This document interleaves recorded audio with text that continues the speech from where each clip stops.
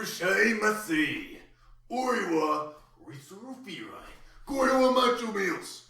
Today on Macho Meals, if it wasn't more apparent, we'll be indulging in another Japanese favorite. And this one's quick, cheap, and easy to make. I'm of course speaking of the ever popular Yakisoba. Now Yakisoba is its own class of dishes. Sort of like pizza is its own class of dish. You can make pizza in a wild amount of ways, a mind-boggling amount of ways. And Yakisoba is the same way. So what I'm going to show you today, you should consider a jumping up point for your own Yakisoba creations, alright? This one's going to be cheap and easy. So of course the prime ingredient here are these noodles. These are chuka-soba. You may be confused. These may not be the soba that you're used to. You may be thinking of the buckwheat soba. Well, those are not what you'll be using for yakisoba. This actually means Chinese noodles, soba. You also might see these listed under chukamen, because men also means noodles, sort of like ramen. Speaking of which, you don't have to use chukamen for this. You can also use ramen noodles, and I'm not talking about the one you buy 10 for $1. I'm talking like real noodles packaged like spaghetti. But we're going to be using these Chinese chuka-soba noodles today because they are my favorite. You know, since I'm going to be eating it, that kind of matters. Now, our other prime ingredient, as far as I'm concerned, is this fella right here. This is a big old Napa cabbage. Now, you can use a regular cabbage if you can't find one of these, but the Napa cabbage, in my experience, is much more moist and much more tender. And that's why I prefer it. This is what I remember whenever I have the most authentic yakisoba. So I'm going to use it here today. What else do we have? Well, on this plate, we have 3 cloves of garlic. We have 5 scallions, or green onions if you prefer to call them that. And we also have a bunch of Shiitake Mushrooms. Because you can never have enough Shiitakes as far as I'm concerned. Now, of course, we're going to have some meat in there because, well, it is Macho Meals. And you can put a variety in here. For today, I'm going to put in some chicken breast. Just boneless chicken, boneless, skinless chicken breast right here. You can put in pork, you can put in beef, you can put in shrimp scallops, whatever you please. The world is your oyster with yakisoba. But that's as far as I have for the regular ingredients. For my spices, I have some cayenne pepper here, some salt, some pepper. This stuff right here is fairly important. This is mirin. This gives you a very authentic Japanese flavor. Now, mirin is a rice wine, sort of like sake. So you may not be able to easily come and, just get it out there. You might be able to find this. This is aji-mirin. And it's about the same thing, or at least close enough to get that authentic flavor. What else do we have here? Got the olive oil, because these are pan-fried noodles. Got our old friend, the Worcester sauce. Well, again, it returns for more Japanese cooking. And of course, we have soy sauce, which is always good. Alright, and that's all the ingredients, so let's go ahead and get cooking. Before we start anything, we're going to go ahead and get a pot of water like this one. And we're going to start boiling it because we need to get those noodles ready, right? Go ahead and set that to high. And while we're waiting for that to warm up, as it is going to be a bit, let's go ahead and get our stuff all cut up. We'll start with the garlic here, because garlic is a pain in the tuchus, especially the peel, if you know what I mean. We'll go ahead and just line that up and chop it fairly fine. Nothing too thick. Because we do want this to dissipate its flavor, and the thinner you get it, the more it's going to dissipate its flavor. But if they're a little thick, do not worry. My cutting technique, like yours maybe, is not the best, but it's good enough. Let's go ahead and set those to the side there. Clean off the knife. Get the rest. I'm going to be using my ears to figure out if that thing's boiling, by the way. Which reminds me, I don't have my big red timer, but I'll just use my kitchen timers today. Next thing we have here are the scallions. We want to cut these nice and thin. First, we're going to cut off most of the head there and just throw it away. And then just cut it like this. Just cut it nice and thin at score of a scoop. That way it can easily get stuck up in those noodles, right? It's nice and careful like. Alright, set that to the side. Let's cut up another one. I hear the water heating up by us. No, it's not boiling yet. Not making the right sounds. There you go. Now it looks like I know what I'm doing. Not that I do, I have no formal training. But you don't need any. You can still make delicious food without training.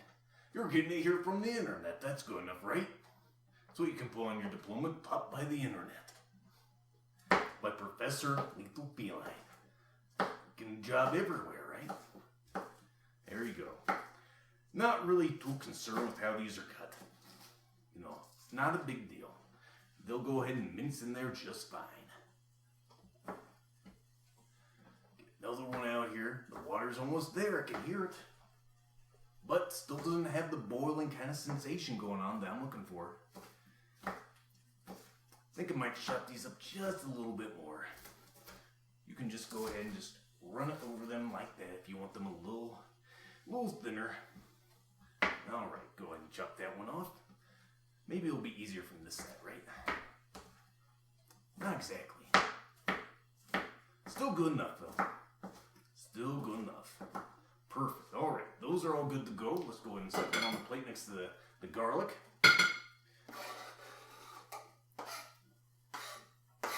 And now let's get to those Shiitake mushrooms. All of these have been rinsed, by the way. That's what you want to do first. First, we're going to remove the stems from these. Each and every one. Just nice and careful, since our knives are very sharp, right? There we go. Just set the stems to the side. We're going to be using the stems too, but it's easier to cut the cap whenever the stems are disattached, because you know you can lay them flat just like this, right? Alright. Now let's just go ahead and cut like that. Nice and thin. Again, the flavor disperses better whenever we do it this way. Still not boiling there. Getting close, though. We got plenty of time. Plenty of time. There we go. A bunch of shiitakes. Let's go ahead and set them over here. Out of the way so I can cut some more. These are definitely easier to cut than the onions for sure. By the way, I wasn't thinking about it, but you could use a big white onion if you don't want to use scallions. It's not a big problem. You can use any variety of ingredients here, folks. That's the great part. You could put in bell peppers. You could put in onions, carrots, what have you. If it's your favorite, you can put it in there. You know, just give it a shot. Worst it can be is terrible, and then you'll never use that again. You'll remember. These ingredients, though, are just great, especially these shiitakes. Can't get enough of them.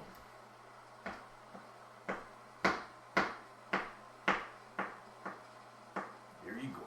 All the shiitakes, or at least the caps, all cut up. And they are piling up over there, and I am delighted. Almost there. I hear you talking about how you're going to be boiling, but I don't really see it. And we'll cut up these stems just a little bit, because we are going to use those. We will not waste a darn thing. It's almost there. I can barely contain my excitement. Alright, the cutting board has migrated all over the table. Try to keep it in the center so you guys can actually see it on camera. Are you ready yet, or are you still bullshitting me? No, it's still bullshitting me. Alright. Well, let's go ahead and get the Napa Cabbage going. As you can see, this one's already had a chunk leaned out of them. It's not a big problem. We'll just cut it like this. Watch your fingers. And there you go. A nice big piece. And we'll just rip off whatever else. Set them to the side. There you go. And now with all this cabbage, you can never have enough of this stuff. We'll lay that part to the side though. Alright, now we'll just carefully cut him. I think it'll be easier from this side. Still water's just egging me on.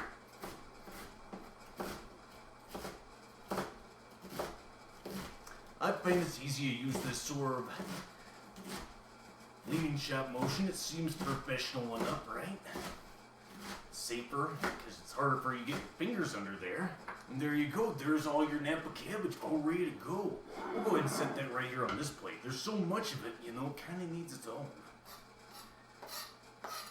Alright. Almost there. I think I'll go ahead and wait here a second while that boils, because I'd rather not start the chicken. Oh, well, perfect time. Guess what it's doing? It's boiling. Let's go ahead and turn down the temperature on that so it doesn't boil over. And we'll take all of our beautiful noodles here and carefully place them into the water. And of course all the remnants too. Those are all good noodles. Same thing with those. Those can go in too. I'm going to be watching you. Set that to the side.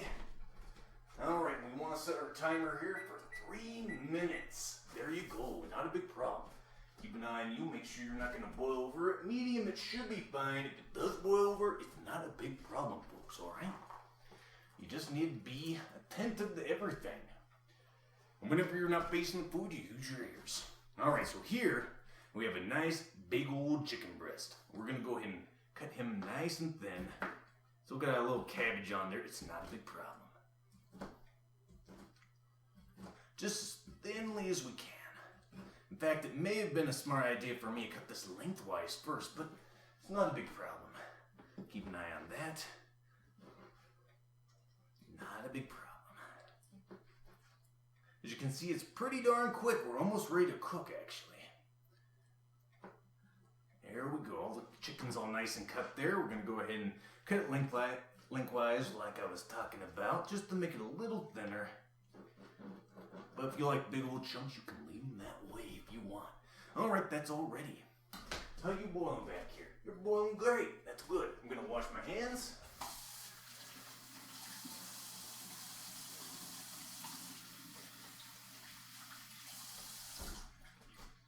There we go. You always want to do that after you're handling your ramen, of course. Save for that wait for everybody, including yourself. Alright, only 1:30 remaining. That's pretty good. Alright, like to get the oil heated up, but it's not the right time just yet. Not at all. No. Alright, so I'll just go ahead and meet you in 1:20 when this thing's ready to come off, alright? See you then. Alright, folks, we only have a small amount of time remaining. So we're going to get ready with our colander here. Watch the timer there, and we're going to go ahead and drain the noodles and then immediately rinse them off with water, cold water. So here we go. Go ahead and shut that off so you don't have to hear it. Turn off the heat. Safety first, of course. Speaking of which, we're going to carefully transport this over to the sink. Pouring it into the colander. There you go. Don't want to get scalded. Alright, let's go ahead and lay this pan or pot over to the side and administer the cold water. I know you can't fully see it, but it's happening. I'll be there when it happens. Oh yeah. Alright, we want to just make it so it stops steaming. Cool it down, get all nice and hardened. Because if we don't do this, it's gonna be a little too soft. And we'd rather not be too soft, right? Alright, that's looking very good. Let's go ahead and put that away. And I'm just going to let this chill in the sink. It's not a big problem. It's going to drain out all the excess water, and we can go ahead and really get cooking. Let me go ahead and position this correctly and get this out of the way so I can easily put it in there. There we go. Chicken's going in first, so we'll go ahead and get that ready. Back, we're going to get everything ready. Alright, there we go. We're all nice and plugged in. Go ahead and get positioned so you folks can see it at home.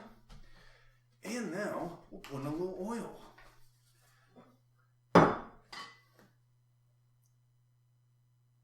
There you go. That's more than enough.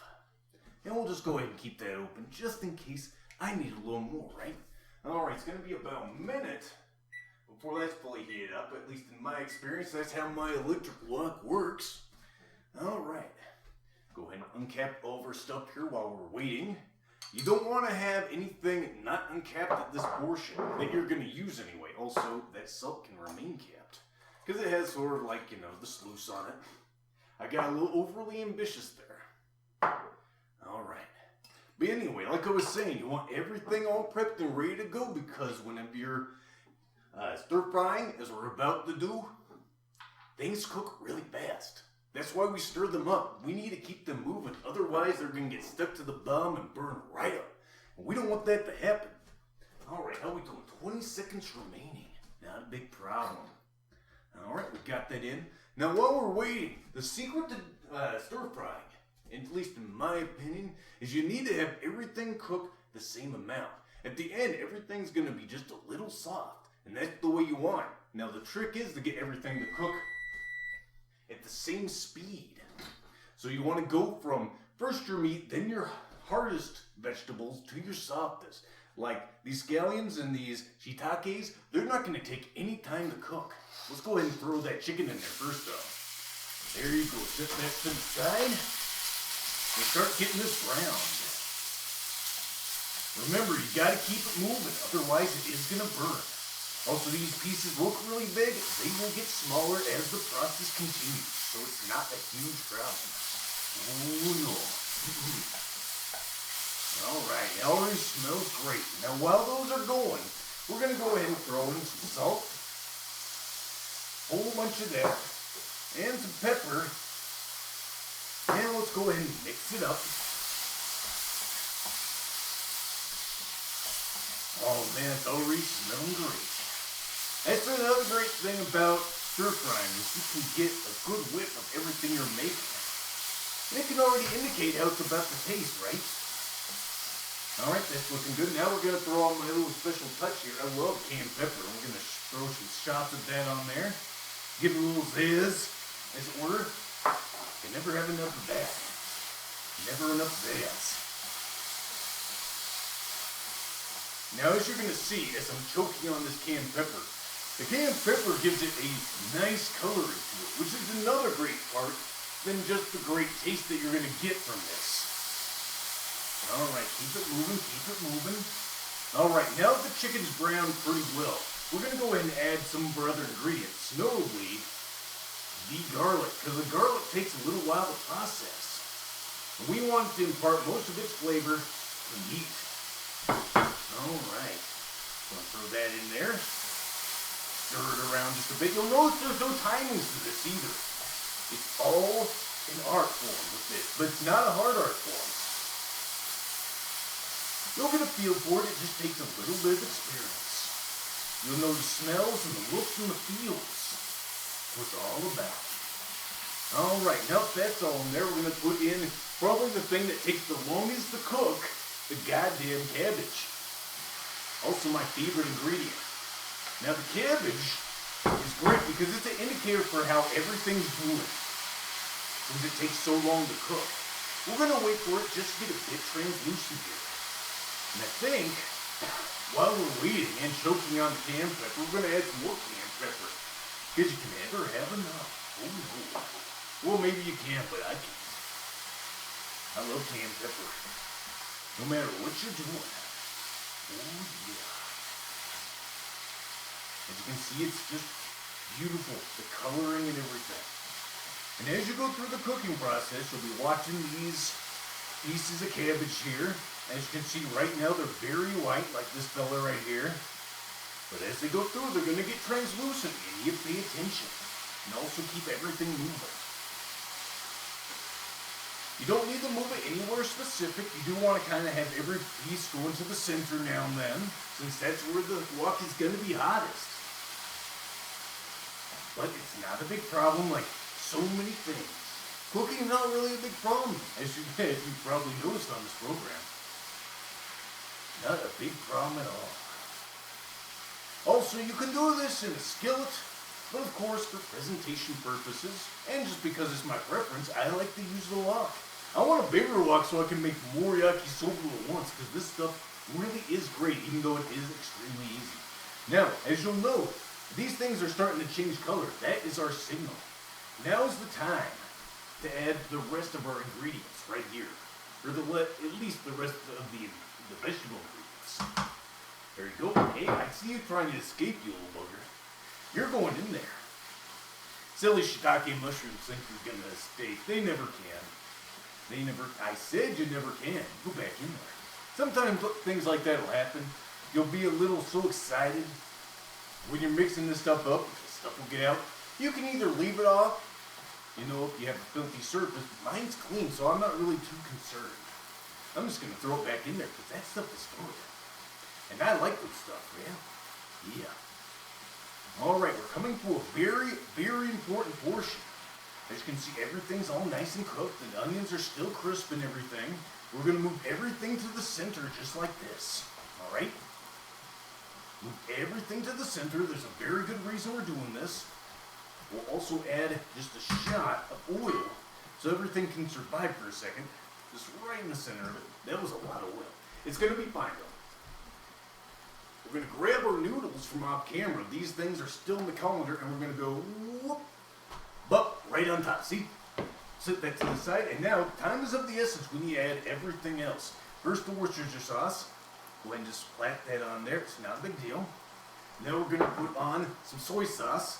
Again, not a big deal. You put on as much as your preference. I really like soy sauce and Worcestershire. Now for the mirin. This stuff is extremely, extremely powerful. So let's go ahead and just put on a little bit.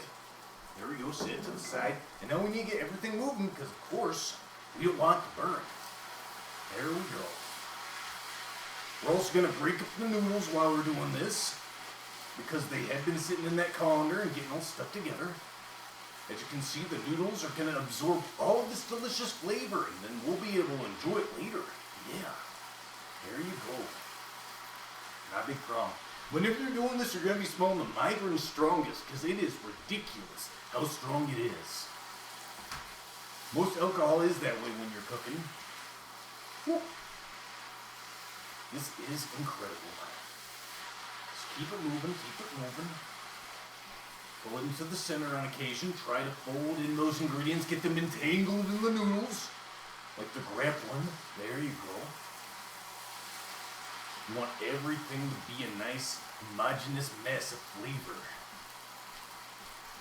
Oh my goodness. This is looking good. You know what it could use though? You know what it could use? Could use a little more cayenne pepper. So we'll go ahead and throw on some of that. You know, I actually wonder how this would taste with a little chili oil.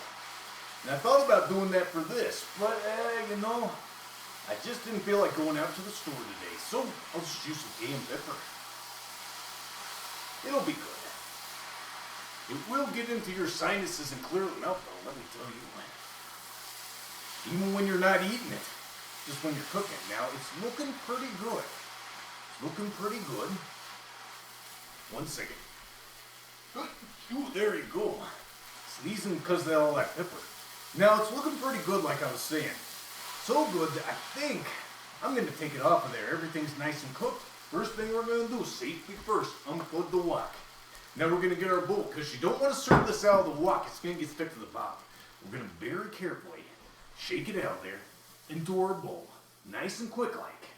Time is of the essence with this. As you can see, it's already sticking. It's only been several seconds. It's only been several seconds. We're going to go ahead and get the rest of it, because this is all good stuff, remember. And we want all the good stuff. All the good stuff. There you go. Ooh. It's really energetic doing this kind of cooking, am I right? You can't take your eyes off it. Or your nose for that matter. That cayenne pepper, let me tell you. Big fan. Alright. Now it helps if you're a bit stronger when you're trying to shake out the rest of it. Because you may need to hold the thing with one hand. And if you're not that strong, you may end up burning yourself. There you go. There you go. Get that shiitake out of there. That's pretty good. Alrighty. Looking good. Go and put it in the center. There you go. And there is our yakisoba there, folks. Not a big problem at all to make, and really quick. I don't know how long this video was, but I know it wasn't that long. Not compared to our last one for sure. And of course, we're gonna throw in a couple of chopsticks. Because that's the way we eat our yakisoba, right? Let me go ahead and bring it to the camera and see you folks off. There you go. Looks scrumptious, doesn't it? I'm gonna be enjoying it. You don't get me. Oh yeah, it's all mine. Anyway, I'll see you folks next time for more Macho Meals. See you then.